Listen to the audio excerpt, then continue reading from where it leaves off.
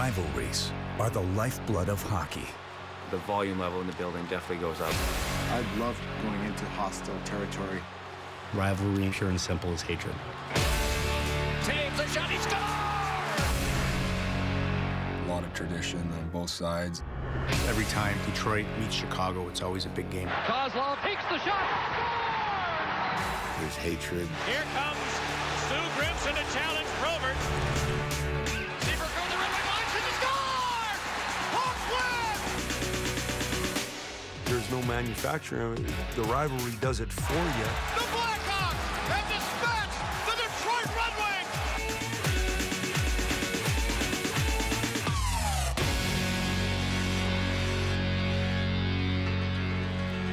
They are familiar foes, facing each other in more regular season games than any other two clubs in NHL history. In a rivalry dating back to 1926, when on November 24th, the then-named Detroit Cougars defeated the Blackhawks for their first ever franchise win. 8 seasons later, Chicago and Detroit, renamed the Red Wings in 1932, met for the first time in the Stanley Cup, with the Blackhawks winning their first championship in franchise history. By 1942, and the ushering in of the NHL's Original Six era, the tenor of the Wings and Hawks rivalry started to take on a nastier edge. John Mariucci was the tough guy for the Chicago Blackhawks. And usually when John came off the bench, he didn't bother bringing his stick. He wasn't going to need it. And his rival on the Detroit Red Wings was Blackjack Stewart. And these guys, they would go at it. They'd meet at center ice, and the crowd would go wild. And these guys used to run with the mobsters in Chicago. It's become like folklore.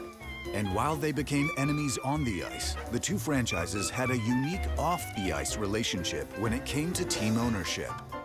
Jim Norris owned the Blackhawks, and his sister, Marguerite Norris, owned the Red Wings. The Norris family owned both of those teams.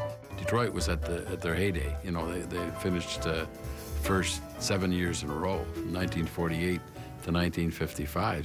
Led by a young right-winger from Saskatchewan named Gordie Howe, the Red Wings had become an NHL powerhouse. Gordie had eyes in the back of his head, and he could score. He had great wrist shots. Not only was Gordie the best player, he was the toughest. And, you know, every arena he went into, everybody was bringing it for him. They were gunning for him. Between 1950 and 1956, Howe, along with line mates Sid Abel and Ted Lindsay, became the toast of Motown and the envy of the hockey world, winning 4 Stanley Cups. Pandemonium reigns here in the Detroit Olympia. Like Howe, terrible Ted Lindsay had become a mainstay in the Motor City. But that all changed when he was traded in a blockbuster to the hated Blackhawks in July of 1957. You know, when I went to Chicago, I had a Red Wing tattooed here, and back here on my backside. I went to Chicago. I was treated very well by management and by the fans. I wanted to beat Detroit every time we played. In Chicago, Lindsay joined forces with a young Blackhawks team led by budding superstars Stan Mikita and the Golden Jet, Bobby Hull. Well, I ever seen some of those pictures of him from the waist up where he was bare naked and he's just nothing but muscle. And he was strong. The Golden Jet getting set. He may pass or shoot. He drives one. Lindsay would retire in 1960, 1 year before Chicago would meet his former team in the 1961 Stanley Cup. There goes the silence to end the game, and the Blackhawks are the world champions and the Stanley Cup winners for the 1960-61 season. They won the Cup in 61, and those players were only 22 or 21 years old, and they probably should have won a few more Cups. The Blackhawks had fabulous teams then. You had Bobby Hull shooting that big shot off the wing. You had Stan Mikita, who was a dandy centerman. You had Pierre Pilote, one of the great defensemen of his generation. You wonder why they didn't win more often.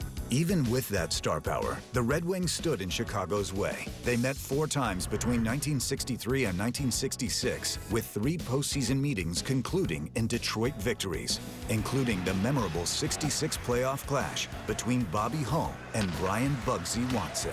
He was known as Bugsy for a reason. He got under Bobby Hull's skin like nobody else. Bugsy would just be in his face all the time and yapping at him, and it just drove Hull crazy. By 1970, the original six era was gone. And at least for the time being, so was the Wings-Hawks rivalry. After Chicago swept Detroit in the Stanley Cup quarterfinals, realignment was in the air. The Blackhawks moved to the recently created West Division. It would be 11 years until the foes were division rivals again, and a heated reunion in the 1980s. Here goes Frazier and Gare. Frazier with 6 and 7 left hands. They had a big, tough team, really tough, really big.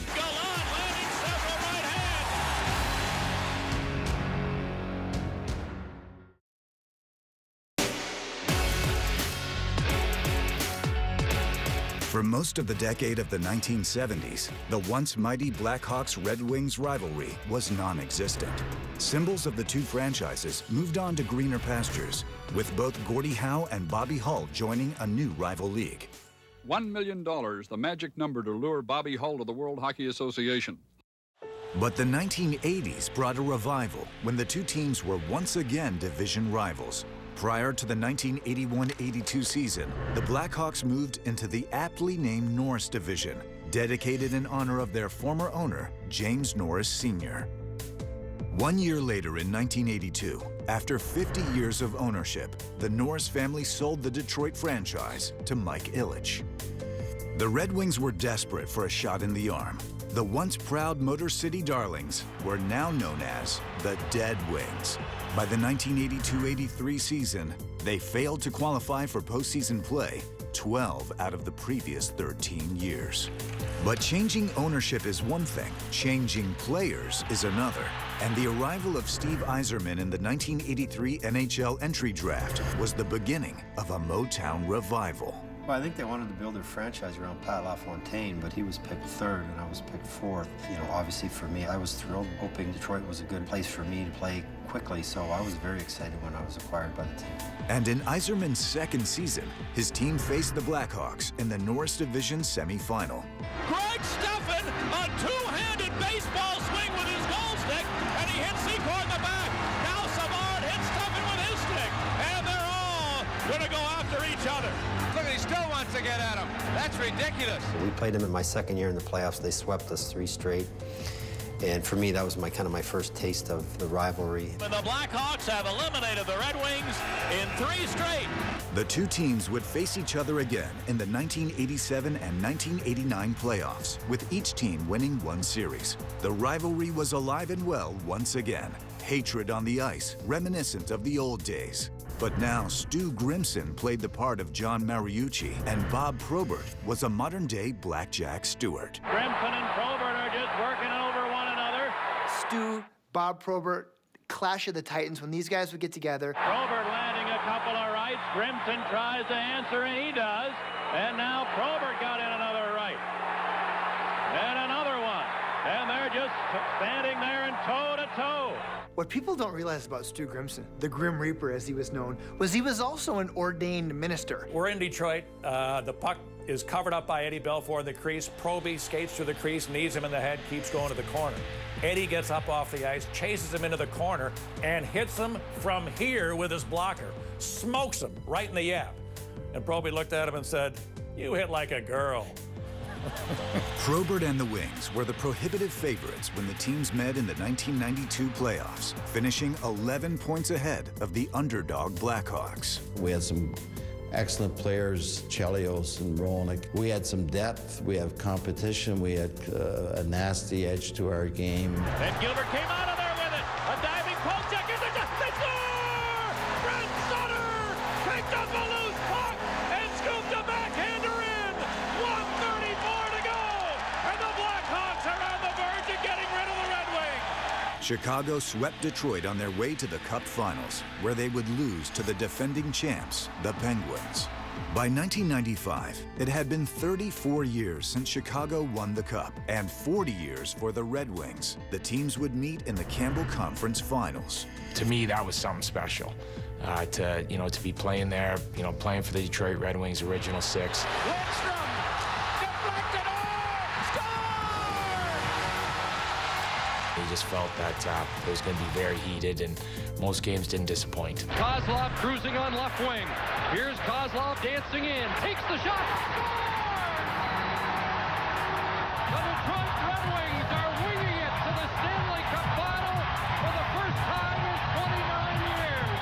The Red Wings return to the Stanley Cup Finals for the first time since 1966. Once again, they would fall short of that elusive title. But led by their captain, Detroit would bounce back and finally make Hockeytown Title Town 2 seasons later. The Detroit Red Wings are the Stanley Cup champions! With a repeat performance in 1998. Detroit Red Wings have won the Stanley Cup 1998. Suddenly, the Red Wings had become a dynasty once again. The road to the Stanley Cup seemingly going through Detroit over the next decade, even for their rivals in Chicago.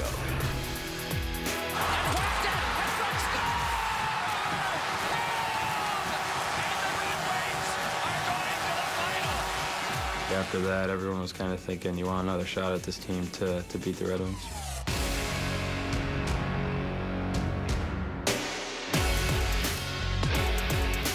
Detroit Red Wings are the 2008 Stanley Cup champions.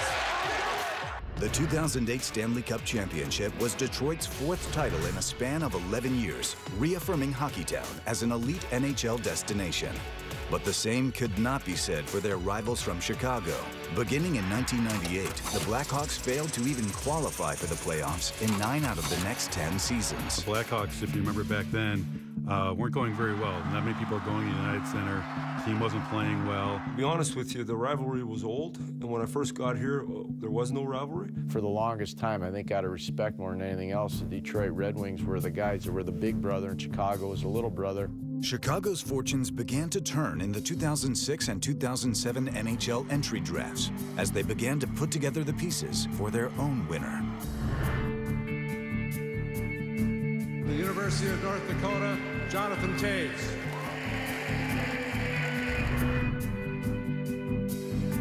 And we proudly select from the London Knights, the Ontario Hockey League, Patrick Kane. And kind of everything turned around when they got Patrick Kane coupling with Jonathan Toews. Really energized the city of Chicago as far as hockey and that Blackhawks team. I think the good thing about being in Chicago and coming there when I did was there's a great foundation before I even came there with guys like Sharp and Seabrook and Keith and Taser being drafted there. I guess it can draw a lot of comparisons to what happened with us happened to the Red Wings too. The arrival of the dynamic duo sparked the Blackhawks franchise, and by 2009, a hockey resurgence was alive and well in the Windy City. Comes right out in front, wheels one, and it's in! Patrick Kane, an amazing goal! Despite their surprising success, the barometer for the Young Hawks continued to be the reigning defending champs, who shared the big stage at the 2009 Winter Classic. The outdoor game at Wrigley Field, I know for a fact Chicago was saying if we can beat these guys now, then we got to have them while they didn't beat them that game. Back the other way, Datsuk. He's put to the fence. He gets him to the back and he scores! Pavel Datsuk! And while it was Detroit who ultimately enjoyed the cozy confines of Wrigley Field, Joe Louis Arena would be the site when the two teams met 4 months later for Game 1 of the 2009 Western Conference Finals.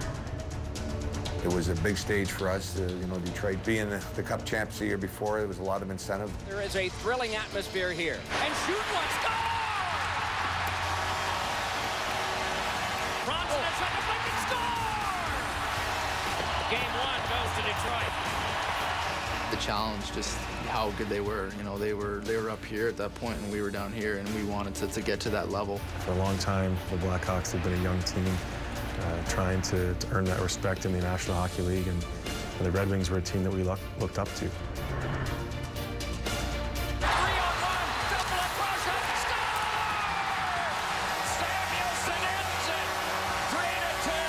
We played pretty well.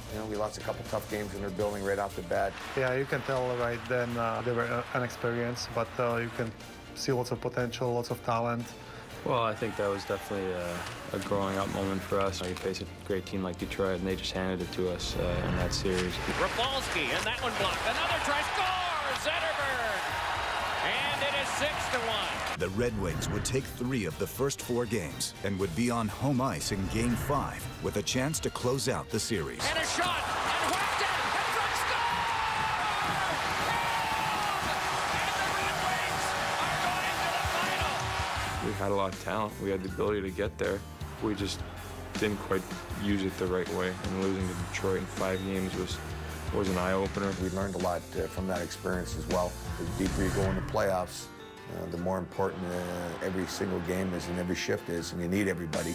That was a great lesson for us in terms of it wasn't the talent that was going to take us where we wanted to go. It was how the game was played and how we needed to play. It was lesson learned for the Blackhawks the following season when they ended their 49-year Cup draft. And they score! We saw no light, we saw no signal, and we're not sure if they've set a signal of a goal yet, but they are celebrating at the other end of the ice. What chaos! For the first time since 1961, the Chicago Blackhawks have won the Stanley Cup. Chicago was finally back on top of the hockey world, but their next challenge was to sustain their excellence and emulate their rivals from Detroit. Even though we won a cup in 2010, we didn't have to go through Detroit that year. Game number 1 of the Western Conference semifinal.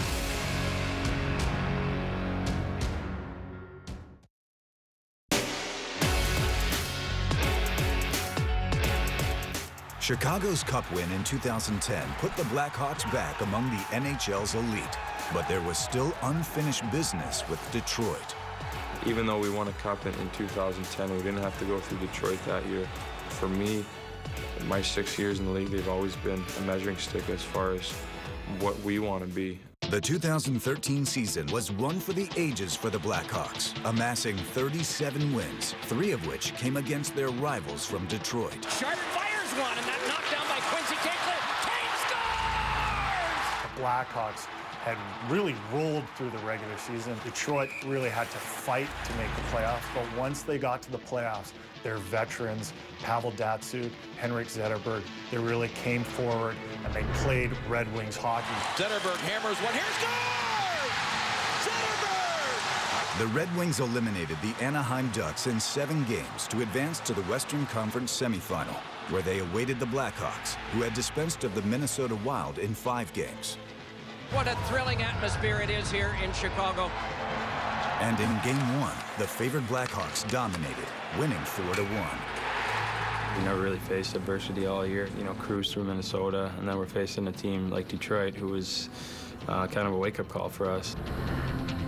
Zetterberg fed one in front, score! And it is 2-1 Detroit. Nyquist crosses over, score! That's it, he scores! Save made by Howard. Led by the spectacular play of Red Wings netminder Jimmy Howard, Detroit took a 2-1 series lead heading into Game 4, a game that became a nightmare for Chicago captain Jonathan Toews. Watch the stick of Toews right there. The captain gone again, Jonathan Toews, 2 minutes for high sticking. It was more frustration towards the referees than anything, because I truly disagree that I deserved the first 2 penalties. The third one, admittedly, yes, I did get my stick up. Another penalty coming to Chicago, frustration setting in. He's unraveling. Yeah, this guy's losing it. To see him just go into the penalty box time and time again, it's kind of tough to watch, to be honest with you, and I know that he was upset about how things were going up until that point for him personally. Here I was taking 3 penalties in a row in a tough game on the road. It was just a culmination of all that frustration, especially knowing the position I put my team in. The crowd roaring here in Hockey Town. Red Wings have the Hawks on the ropes. They're going to take a 3-1 advantage. We were favored to beat those guys, so when we were down 3-1, it was disappointing. Facing elimination, Chicago played with an edge, and their captain made a statement. Takes a shot, he scores! His first goal of the playoffs. Johnny can put things behind him real quick and move into the right place real fast, and I think that's what he did. Back in Motown for Game 6, Detroit seemed determined to end this series at home, taking a 1-goal lead into the 3rd. Anderson with a shot, score! 2-1 Detroit. We're all sitting there like, this could be it. We didn't want that to to end early for us. We pushed back as a team. Hudson score! And the game is tied! Pickle fires, he scores! Michael Frolik has made it 4-2 Chicago. Michael Frolik's goal capped a rousing Chicago comeback, forcing a decisive Game 7 in the Windy City, a game with added pressure on the home team. Yeah, they'd come back from a 3-1 deficit, but it's still one game. Winner take all. They lose this game. Everything that they did all year went down the drain. Could you ask for anything more? Detroit and Chicago, Game 7. What a game, what a feeling, right off the bat. Sticks, slashes, punches. I mean, this is old-time hockey at its best. And Game 7 did not disappoint. Tied at 1 late in the third, it appeared Chicago had taken the lead. It's dribbled back on now to Shaw. Shaw holding, down it back to Jalmerson. Score! And they are waving it off.